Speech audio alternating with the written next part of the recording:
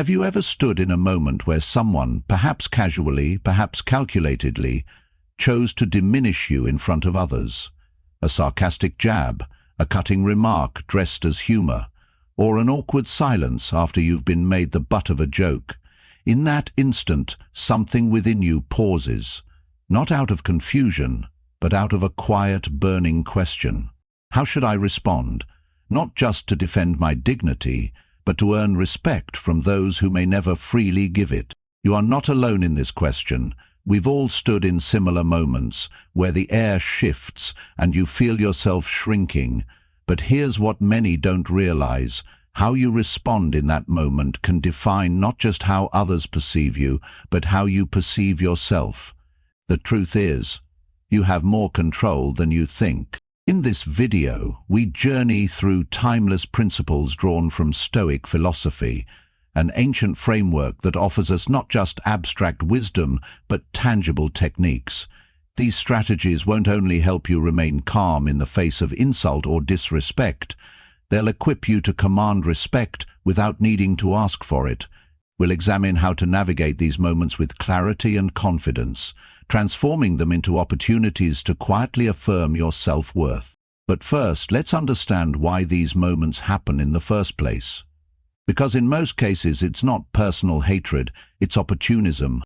Some individuals gain a strange sense of power by belittling others. They don't thrive by being better, they climb by pulling others down. And this pattern reveals itself not only in boardrooms and public gatherings, but in friendships, families, even within ourselves. The Stoics saw this long ago. Respect, they taught, isn't something you extract from others, it's something you emanate through how you carry yourself. It's about how you choose to set boundaries, silently, consistently, so that others are never confused about your worth. Marcus Aurelius, the emperor-philosopher, once wrote, "You have power over your mind, not outside events. Realize this, and you will find strength." And in these moments of subtle insult or public challenge, your poise becomes your power. This isn't about dominating anyone, it's about refusing to be used as someone else's step up the social ladder. It's about holding your ground, not loudly, but unshakably. In the next few minutes, we'll explore exactly how to do this. 5 clear techniques that bring Stoic principles to life in your everyday interactions. These are not hacks or tricks. They're powerful habits that, once practiced, will not only earn you the respect of others, they'll deepen the respect you have for yourself. Let's begin. 1. The power of a gaze. There is a moment that tests the strength of your composure more than most. You're speaking, perhaps explaining an idea, sharing a story, offering your perspective, and someone cuts you off. Boldly, they hijack the moment, redirect attention, and leave you suspended mid-thought. It stings, not just because your voice was interrupted, but because your presence was dismissed. Our first instinct in moments like these is often emotional. We want to reclaim the space with volume, to assert ourselves with sharp words. We want to make it known we will not be silenced. But here, Stoicism offers a radical alternative, one that is quieter but far more powerful, not confrontation. Stillness. The next time someone interrupts you, pause. Don't respond immediately. Instead, lift your gaze, look directly at the person, not with anger, but with unwavering calm, a steady, silent stare, firm, grounded, neutral. Let the silence stretch, let it speak. Because in that moment, your eyes say everything your words don't need to. You're not just expressing displeasure, you're declaring a boundary, not through conflict, but through composure. This is the kind of subtle power the Stoics mastered. To them, the battle was never with other people, it was with one's own reaction. The goal wasn't to overpower the other, it was to remain unmoved by them. I once witnessed this in the most unexpected place, a family dinner. A young man was sharing a heartfelt story, something vulnerable, something meaningful. Partway through, an older relative interrupted him with a joke, trying to shift the spotlight.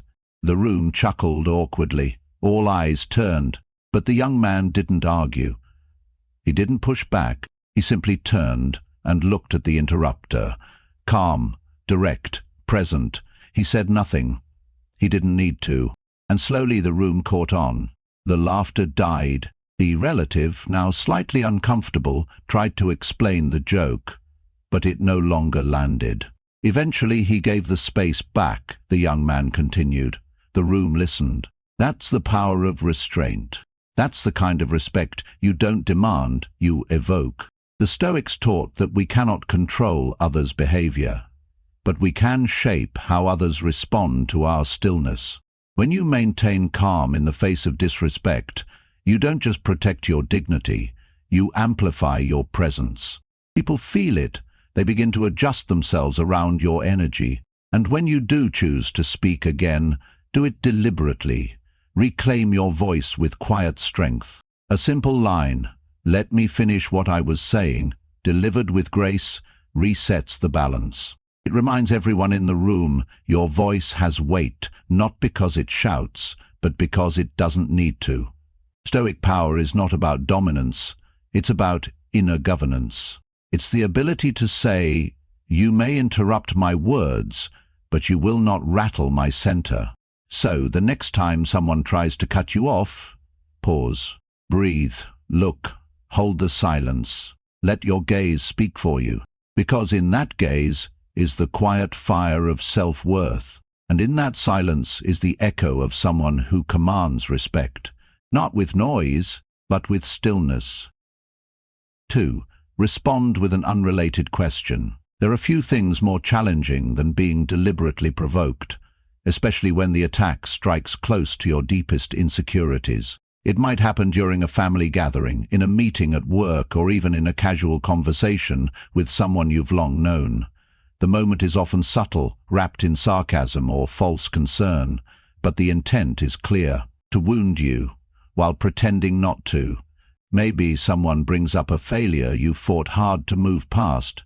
Maybe they make a veiled comment that twists the knife in a way only someone close to you could manage. The air changes. Eyes turn toward you. Everyone waits to see how you'll respond.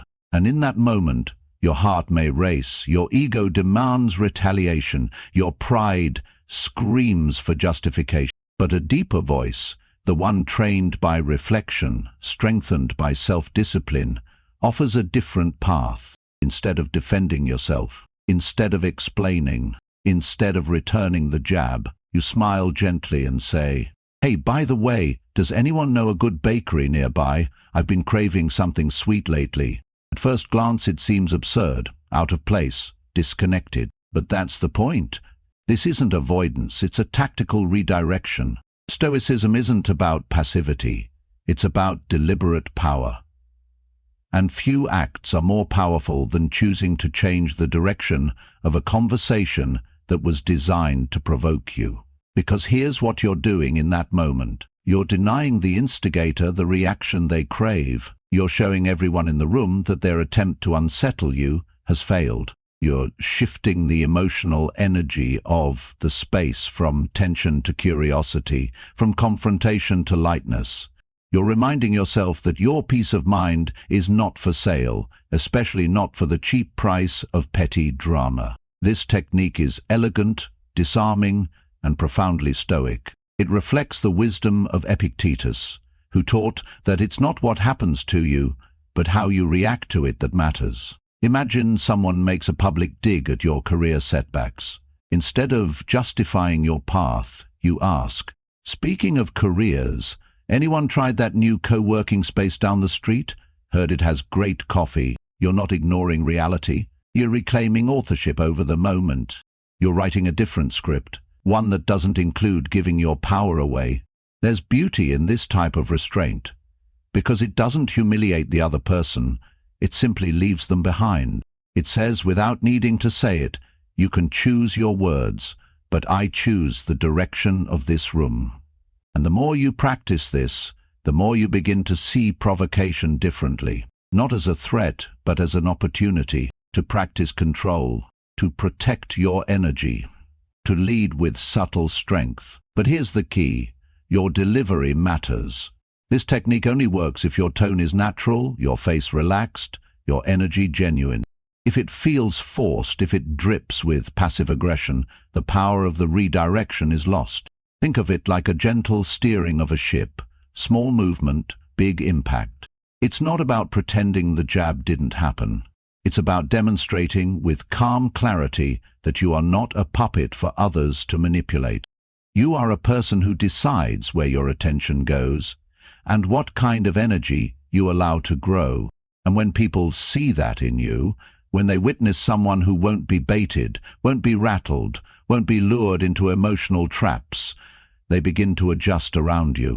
Respect emerges, not because you demanded it, but because you modeled it. So the next time you feel the sting of a veiled attack, remember this. You are not required to defend your worth to those who attempt to diminish it. You are not obligated to sink into a conversation designed to lower your dignity. You can lift yourself and the room with a single, unrelated yet intentional question. Because real power often looks like softness, like grace under fire, like someone who smiles in the face of disrespect and asks, "Anyone here know a great bakery?" And just like that, the storm passes. You remain untouched and stronger than ever. 3.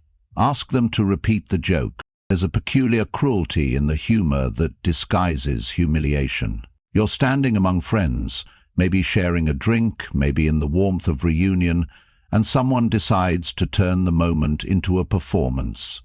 A joke, at your expense. Perhaps it's an old embarrassing story, told just loud enough to draw laughter from the group, or a cutting remark cloaked in playfulness, one designed to get a cheap laugh, to shift attention, to climb the invisible ladder of group status, by pushing you down a step.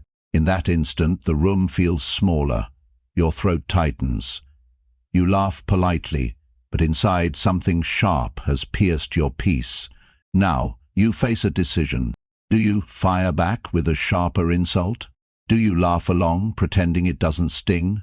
Do you walk away, wounded and silent? The Stoic offers another path, a quiet, unexpected gesture, one that disarms the mockery without lowering yourself to it. You look at them, calm, composed, and say, "I didn't catch that. Could you say it again?" No sarcasm, no bite, just a neutral, curious tone. And everything shifts. Because now the burden is no longer on you, it's on them. They must now relive the joke, repeat the insult, and in doing so, expose its smallness, its lack of class, its cruelty. The laughter begins to falter. The crowd feels the awkwardness. The spotlight that was meant to burn you now turns to them, and it's not flattering. Why does this work so powerfully? Because it breaks the rhythm. Humor, especially the kind meant to mock, relies on momentum, on surprise, on group complicity. But when you pause it, when you calmly, publicly make them repeat themselves, you remove the mask. Suddenly, it's no longer just a joke. It's a decision, one they now have to explain, reconsider. Oh, and you haven't raised your voice, you haven't insulted them back. You've simply revealed what was there all along, and done so without losing your dignity. This is classic Stoicism. You do not fight fire with fire. You extinguish it by denying it fuel. What doesn't harm your character, what doesn't touch your essence, does not deserve your disturbance. I recall a time this tactic changed everything. An old friend in a group gathering thought it would be funny to bring up a failure from my past. Something I had long made peace with, but that still had the power to stir embarrassment if handled carelessly. As the room chuckled, I smiled gently, turned toward him, and asked, "I'm not sure I heard that right. Could you say it again?" He blinked, laughed nervously, stammered, and then he didn't. The silence was louder than his joke ever was. Not because I silenced him, but because I had chosen not to feed the game. That moment didn't just restore balance, it tipped the dynamic entirely. I hadn't reacted with emotion, I had responded with presence. And the group? They didn't laugh. They noticed. That's the power of composure. Stoicism teaches us not to overestimate the power of others' words, but to master our response to them, to remember that a moment of humiliation only has power if we agree to carry it. So when someone tries to steal your dignity with a joke, offer them a chance. Say it again, and in that invitation, cloaked in calm, they will often find that the humor has vanished, because what they thought was harmless suddenly feels exposed, unkind, and small. Let them sit in that moment, not as revenge, but as a quiet reminder that you are not a stage to be played on. You are a person who knows their worth, and you will not trade your peace for temporary applause. That is the Stoic way, to hold your ground, not by shouting, but by standing still. To reveal weakness, not by attacking it, but by allowing it to reveal itself. And to remind the world that your silence is not surrender, it is sovereignty. 4. Walking away, the quiet power of self-respect. There is a moment in every person's life when the silence becomes louder than the words. When you've tried, you've shown up, you've given the best of yourself, your ideas, your energy, your heart. And yet what you receive in return is dismissal, minimization, disrespect, not in loud eruptions, but in quiet, consistent erosion. It may come in the form of being interrupted one too many times, having your thoughts ignored in meetings, being the butt of someone else's authority or sarcasm. It's subtle, but the weight accumulates. At first you try harder. You tell yourself, maybe I haven't proven myself yet. You over-deliver. You tolerate. You excuse. You endure. But deep down a truth begins to whisper. I don't belong in a place that refuses to see me. That is the moment Stoicism prepares you for, not with anger, but with clarity. Let me share with you a story. A woman named Sarah, a brilliant creative mind, joined a high-profile project at her company. She poured herself into it, working nights, refining every detail, uplifting her team. But instead of being recognized, she was belittled. Her manager routinely cut her off in meetings, took credit for her work, and mocked her contributions, subtly but publicly. And worse, the room stayed silent. At first, Sarah tried harder. She thought if she was excellent enough, eventually they'd see. But weeks turned to months, and the pattern remained, until one meeting changed everything. Once again, her idea was brushed aside without a second thought, and in that moment, she didn't raise her voice, she didn't argue, she didn't cry. She simply closed her laptop, stood up with grace, and said, I think it's time I put my energy into a space that values it. And she walked out. No fanfare, no drama, just a quiet, resolute reclaiming of her worth. That same day, she handed in her resignation, not as an escape, but as a declaration. I know what I bring to the table, and I refuse to stay at one that treats it like crumbs. Months later, Sarah accepted a leadership role at a company where her strengths were not only acknowledged, they were celebrated. And that is the heart of this Stoic lesson. Sometimes walking away is the most powerful thing you can do. It's not weakness, it's not surrender. It's a message to the world and to yourself that your value is not up for debate. Stoicism teaches us that while we can't control how others treat us, we can absolutely control where we invest our time, our talent, and our spirit. Marcus Aurelius once wrote, "You have power over your mind, not outside events. Realize this and you will find strength." Walking away is a manifestation of that realization. It's not about punishing others. It's about choosing peace over proximity. It's about saying, I don't need to prove myself to people who are committed to misunderstanding me. And here's something vital to understand. Not everyone deserves your presence. Not every room deserves your ideas. Not every relationship deserves your loyalty. There is no virtue in staying in a place that consistently chips away at your sense of self. There is no honor in shrinking to fit environments that refuse to grow. So how do you know when it's time to walk away? When your contributions are treated like noise, not value. When every attempt at communication feels like begging to be heard. when your soul starts whispering, "This is not home." Listen, because the longer you stay, the more your spirit dims, and no opportunity is worth the cost of your self-respect. And when you do leave, do it not in anger, but in alignment, with your chin high, your heart clean, and your boundaries intact. Because sometimes the loudest way to command respect is to remove yourself completely. Let them feel the absence of what they refused to honor in your presence. Let your silence become the echo that reminds them you were never small, they just couldn't see clearly. In the Stoic way, you don't need applause, you don't need revenge, you just need truth. And the truth is, you are not here to convince others of your worth. You are here to live it. So walk away, not to escape, but to step fully into who you are. 5.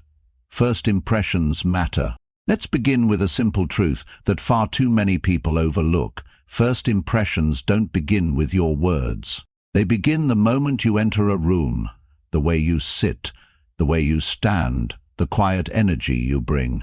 Imagine this. You're attending a professional event. The room is full of unfamiliar faces and fleeting conversations. Someone approaches, perhaps an executive, perhaps a stranger, and offers a hand to greet you.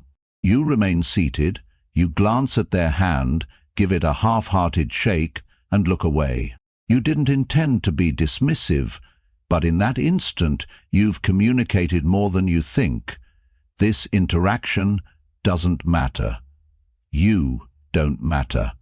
I don't matter. Small actions, especially the unconscious ones, speak louder than rehearsed speeches. The Stoics understood this deeply. To them, every gesture was a reflection of one's inner discipline. Rising from your seat to greet someone, looking them in the eye, and offering a firm, sincere handshake. It may seem trivial, but it's a declaration, not just of courtesy, but of self-respect. A signal to the world, I am present, I am grounded, I am aware of your value and my own. I remember observing a man at a seminar once. He greeted everyone the same way, whether it was a CEO or a waiter offering him a refill. He stood, smiled gently, made eye contact, and spoke with quiet warmth. He didn't try to impress, he didn't boast, but people noticed him. People respected him, not for what he said, but for how he carried himself.